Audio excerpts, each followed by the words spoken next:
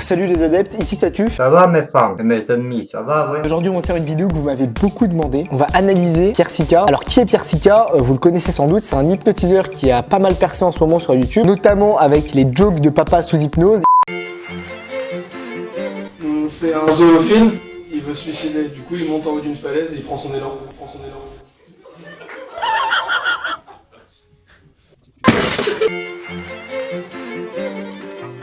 Vu que moi aussi je suis hypnotiseur, eh bien vous m'avez demandé un petit peu d'analyser ce qu'il fait, de décortiquer sa méthode, comment est-ce qu'il hypnotise des gens, est-ce qu'il a des techniques particulières, et je pense que c'est assez pertinent, il y a pas mal de choses à dire je pense. Je viens de voir qu'il y a environ une semaine, il y a une vidéo de Hugo Poseil qui est sortie. Nous allons être hypnotisés par un professionnel du métier. Donc on va l'analyser ensemble, puis je vous dirai simplement mon avis personnel d'hypnotiseur, ce que je pense en fait de sa manière d'hypnotiser. Donc voilà, c'est parti, on va commencer. Alors là clairement on va faire un truc un peu à la Fabien Olicard. Salut! Les avis que je vais donner dans cette vidéo n'engagent que moi. L'œil gauche est plus refermé depuis le départ que l'œil droit. Alors ça veut dire que je suis fan des bons points. J'ai une fascination pour les bons points. J'aime les bons points. La vidéo dure 24 minutes, c'est extrêmement long putain, mais c'est parti, on va regarder.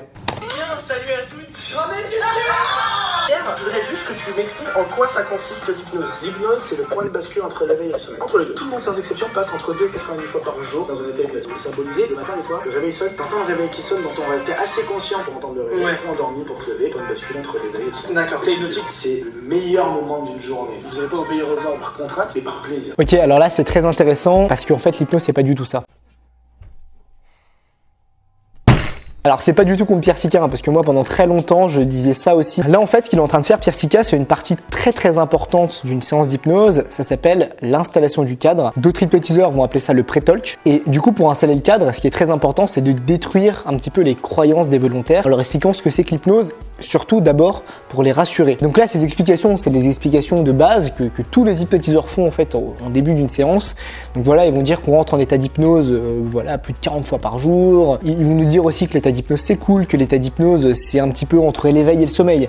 Alors qu'en fait, quand on lit les études scientifiques, l'hypnose, ce n'est pas du tout ça. L'hypnose, c'est vraiment un état à part entière. On peut être complètement réveillé et être en état d'hypnose, et on peut être aussi complètement ramollo et être en état d'hypnose. Alors, si vous voulez une définition exacte scientifique de l'état d'hypnose, je vous invite à aller voir cette vidéo. Voilà, je la mettrai en fiche sur le côté. Dans tous les cas, c'est pas du tout une attaque contre Pierre Sika, ce que je suis en train de dire, hein, parce que moi aussi, des fois, il m'arrive de dire des trucs pareils en séance d'hypnose, pour pas prendre 10 ans à expliquer ce que c'est que réellement l'hypnose, juste pour rassurer les gens. Et voilà, faut faire attention parce que ce n'est pas comme ça qu'est décrit l'hypnose scientifiquement. On se retrouve, nous allons maintenant être testés pour l'hypnose. Et on verra qui a cette chiffre rapidement.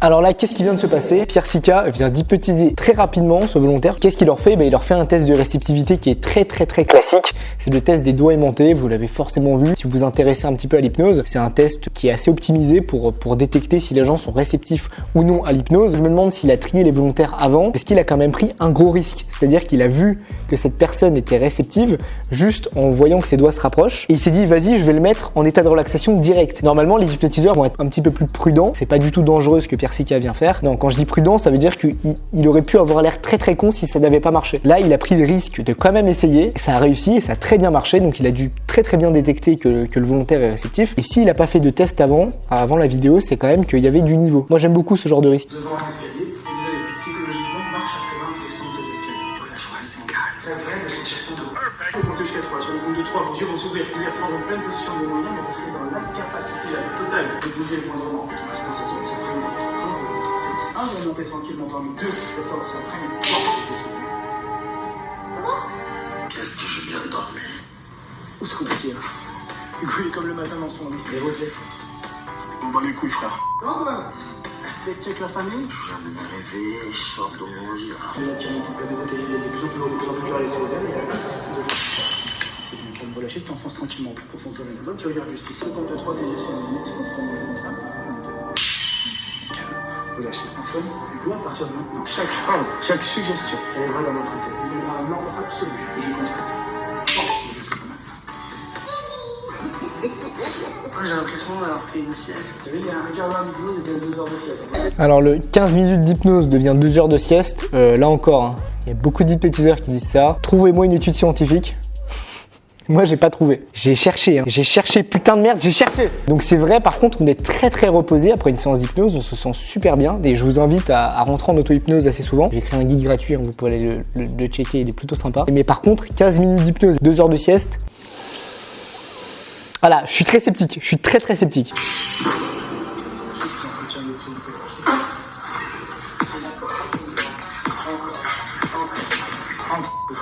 Je suis dans un vrai traquenard.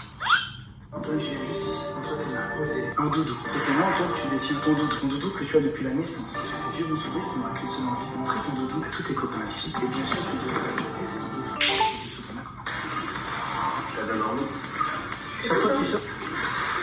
C'est bon. Mais là, ça fait longtemps que j'ai fait. Non, vous savez comment? Je pas encore donné donc. Ah. À partir de maintenant, on va totalement modifier la mémoire. Fais juste, tu fais le moment le chiffre 5. Bien dans quelques instants, tu pourras compter 1, 2, 3, 4, 6, 7, 8, 9. Alors là, ils rentrent directement dans le vif du sujet avec des suggestions assez vénères. Souvent, les hypnotiseurs, ce qu'ils vont faire, et je pense que c'est ce qu'il a fait, c'est qu'ils vont y aller crescendo. Ils vont mettre une suggestion assez simple, donc une main collée sur une table par exemple. Ensuite, ils vont aller de plus en plus dans des suggestions plus complexes, des amnésies par exemple, ou des hallucinations. Ah, bah c'est tout simplement une hallucination collective. Là directement il vient faire des trucs assez vénères, donc je me dis qu'en fait il a coupé une très grosse partie de la séance avec ces deux là, alors que pour les tests de réceptivité je pense pas qu'il les ait préparés avant, c'est mon hypothèse. Du coup. C'est très drôle ce qui est en train de se passer parce qu'en plus de ça, maman il a toujours son doudou, mais en plus il est fan d'Hugo. Un chanteur, Hugo. Hugo est là. Ouais. Tu veux que je te montre Hugo? Non. Tu veux voir son studio? Tu peux les toucher au doudou? Ah non mais t'as vu, c'est stylé. Hugo comment? Je suis super content de toi.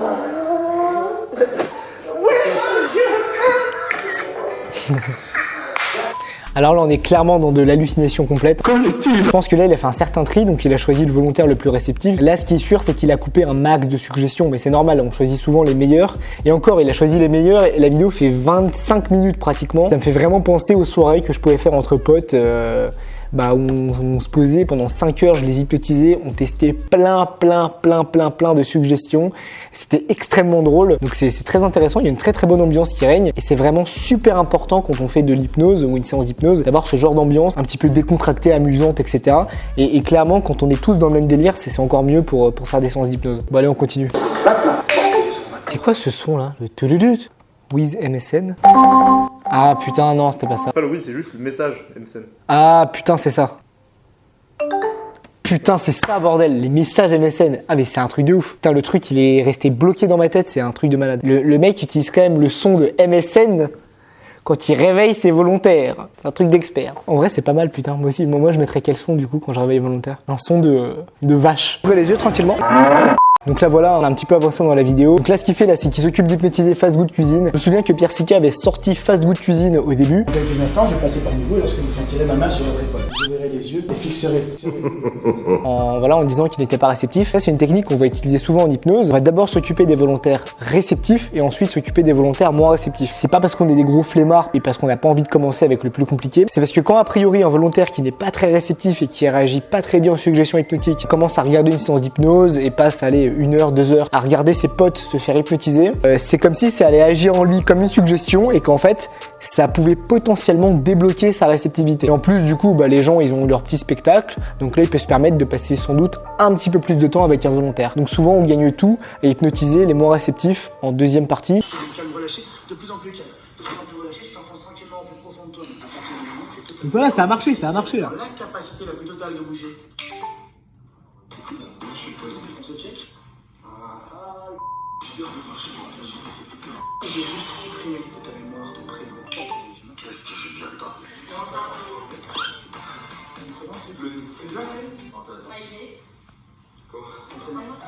Ah, c'est grave dur à dire, je pense que je pourrais le dire. Alors ça c'est intéressant ce qui vient de se passer, c'est un truc qui arrive très souvent avec les volontaires justement qui sont pas ultra réceptifs et qui commencent à rentrer dans cet état hypnotique. Quand on essaye de leur faire oublier un prénom ou un chiffre, ils vont toujours l'avoir en tête. Donc là de ce qu'il nous dit, c'est il a toujours son prénom en tête, il s'en souvient toujours. Là ce qui est en train de se passer, c'est que le volontaire n'arrive pas à sortir son prénom. C'est-à-dire qu'il essaye de dire son prénom et ça sort pas. Parce que là on dit que c'est plutôt une catalepsie de la gorge, ça veut dire que c'est la gorge qui va être bloquée quand on va essayer de dire un mot. Antoine pense qu'il est moi, donc il est en mode genre là faut que je fasse l'outro de la vidéo. Ça peut être indécent, mais c'est dire une ou deux phrases. Il faut que moi je puisse être en mesure de faire un endort. Voilà, je le contrôle, c'est parti. J'espère que cette vidéo vous a plu. Alors là ce qu'il va faire c'est un truc qu'on peut grave faire parce que ce qu'il faut savoir c'est que tout le monde peut hypnotiser. Donc là voilà, il va lui dire dors, il lui a dit la suggestion que si il lui dit dors, il va partir en état de relaxation.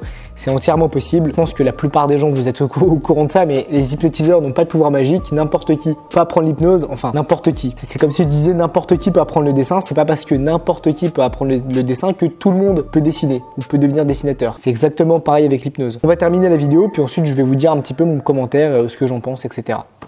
Merci d'avoir regardé la vidéo, mais ce n'est... Voilà, on va reprendre un peu le dessus sur la vidéo. Non mais lui c'est un ouf, pourquoi il va faire ma vidéo frère? Allez hop, si cette vidéo vous a plu, on vous invite à cliquer sur le pouce bleu. Je voudrais... Ok, bon bah c'est terminé quoi. Je pensais que ça allait durer beaucoup plus longtemps.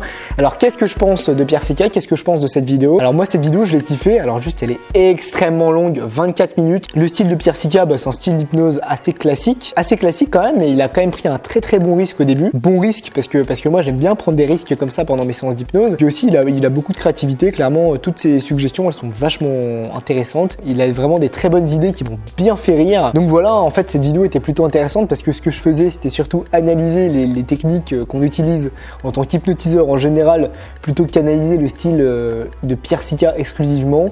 En tout cas j'espère que ça vous a intéressé. J'espère que maintenant vous connaissez un petit peu plus de trucs sur l'hypnose, sur l'état d'hypnose, etc., etc. Alors moi je fais pas de spectacle, j'ai pas de Tipeee, mais je vends des formations en hypnose et il y a aussi des formations gratuites. Donc si ça vous intéresse, eh bien tous les détails sont en description. Si ça vous a plu, eh bien mettez un petit pouce bleu, voilà, ça fait toujours plaisir. C'était tout pour moi, c'était Satuf. À très bientôt les adeptes.